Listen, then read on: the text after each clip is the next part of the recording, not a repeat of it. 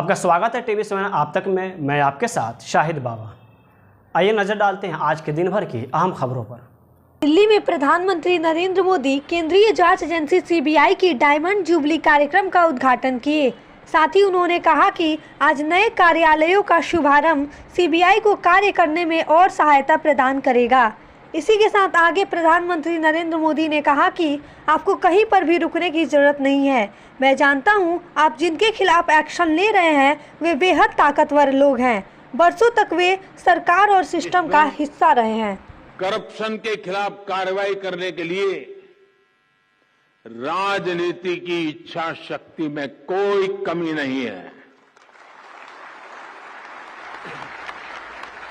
आपको कहीं पर भी हिचकने, कहीं रुकने की जरूरत नहीं है।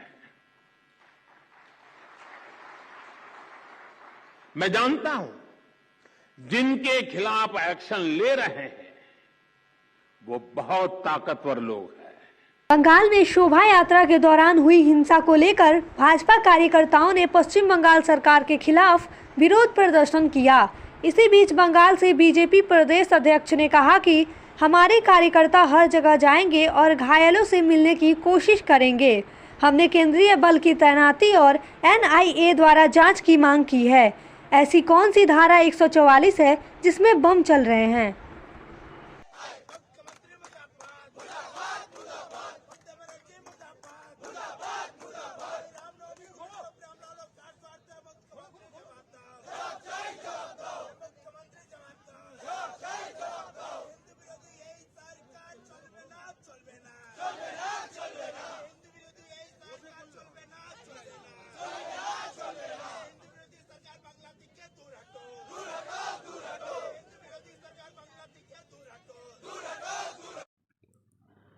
बिहार में रामनवमी पर कई जिलों में भड़की हिंसा को लेकर सियासत तेज है। राज्य में बिगड़ती कानून व्यवस्था को लेकर भाजपा नीतीश सरकार पर हमलावर है। इसी कड़ी में सोमवार को भाजपा विधायकों ने विधानसभा में भी जमकर हंगामा किया। पक्ष विपक्ष के नेता सदन में भीड़ते नजर आए। ये अल्पसंख्यक समाज के लोगों के तुष्टीकरण की राजनीति में, वोट की राजनीति में ये बिहार को आतंकवादियों का घर बनाया जा रहा है। आप सासाराम में बम बनाते समय विस्फोट हुआ, लेकिन कार्रवाई नहीं की गई। सत्ता से बेदखल हो करके ऐसा नहीं कर आपके नेता को बोलने के लिए भाजपा बौखला गई है महोदय। इन्होंने रामनवमी के अवसर पर पुरुषोत्तम भगवान रामचंद्र जी के जन्मदिन पर इनके बजरंग दल पुराने आदमी और आरएसएस वालों ने सुनो ये जो साजिश करके आपके बिहार शरीफ, सासाराम, गया और जहानाबाद में दंगा फैलाया महोदय। बजरंग दल के लोगों के द्वारा वहां सुनियोजित ढंग से दंगा कराया गया महोदय। और एक अल्पसंख्यकों का घर और उनका होटल में लूटा गया महोदय। अध्यक्ष महोदय, मैं घटना स्थल पर भी गया था और वहां महोदय दंगाई लोग प्रधानमंत्री का वो अपने टी शर्ट में फोटो छपा करके पूरे बिहार के मुसलमानों को लूटने का काम किया महोदय।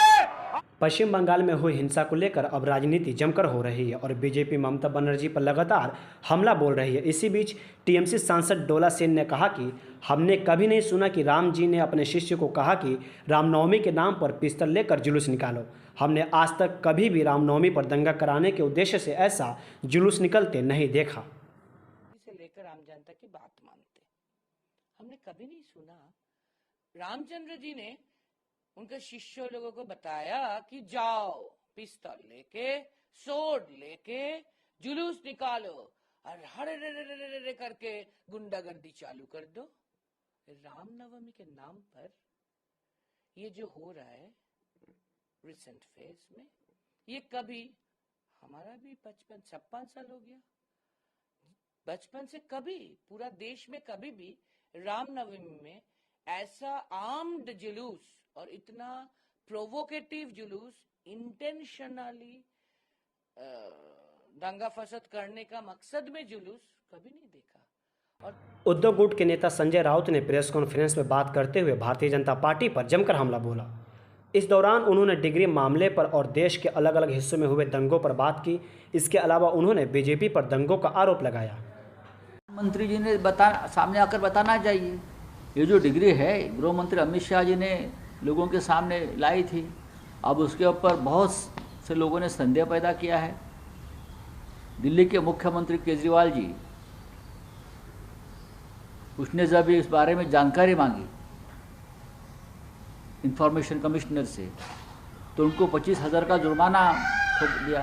क्यों? भारतीय जनता पार्टी के ज़्यादा से ज़्यादा लोगों की डिग्री बोगस है।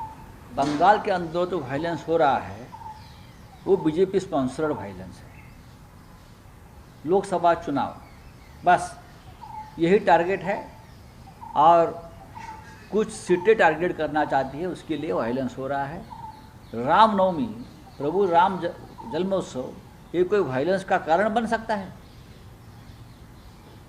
ये बार बार हो रहा है। और ऐसे राज्यों को चुनाए जहाँ एक तो चुनाव है, या वहाँ बीजेपी की सरकारें नहीं है, या सरकारें कमज़ोर है। खबर बगहा से है, जहां आर्मी जवान के घर भीषण चोरी हुई है। बंद घर से करीब 20 लाख के नकदी व आभूषण की चोरी के बाद इलाके में दहशत का माहौल है। दरअसल पटखौरी थाना से सटे सुखवन रोड में जेल के पीछे रामनवमी की रात रिटायर्ड फौजी के यहां भीषण की चोरी के मामले में पुलिस अब तक कोई खुलासा नहीं कर पाई है। लिहाजा सेना के जवान व पीड़ित परिवार काफ़ी चिंतित और परेशान है। मैं फौज से रिटायर हूँ और मैं अपने नए आवास पे रहता था सब परिवार, और रामनवमी पूजा में हम लोग पैतृक आवास अपने हम गए थे 30 तारीख को सुबह में। अगले दिन जब हम 31 को सुबह जब हम यहाँ आए तो देखिए सारा सामान बिखरा है, पूरा टूटा फूटा मिला हमें। तो क्या सूचना तुरंत प्रशासन को दिया, और प्रशासन आई, अपना जांच पड़ताल की और उसके लिए कार्रवाई कर रही है, और लेकिन अभी तक कोई ठोस रिजल्ट हमें नहीं मिला है। खबर पश्चिम चंपारण के जिला बेतिया से है, जहां बिहार राज्य पूर्व सैनिक संघ ने अपनी समस्याओं को लेकर पश्चिम चंपारण के जिला मुख्यालय के गेट पर सोमवार को 1 दिवसीय धरना प्रदर्शन का कार्यक्रम किया। कैप्टन हरिश्चंद्र राव, सेना मेडल, पश्चिमी चंपारण जिला अध्यक्ष। हम लोग का वो मतलब कि कुछ मांगे हैं जो कि हमारी सरकार से पूरा नहीं हो रहा है। इस प्रकार है, वो आरोपी 1 रैंक 1 पेंशन, MS पे, मिलिट्री सर्विस पे, विधवा पेंशन, एक हमारे जो फौजी की औरतें जो वार विडो हो जाती हैं उनमें बहुत विषमतियाँ हैं। उसके बाद विकलांग, जो हमारा कोई फौजी लड़ाई के दौरान या सचिन ग्लेशियर में इसकी अपंग हो गई, हाथ कट गया, गोड़ कट गया, उसके हमारे पेंशन में बहुत ज़्यादा फर्क है।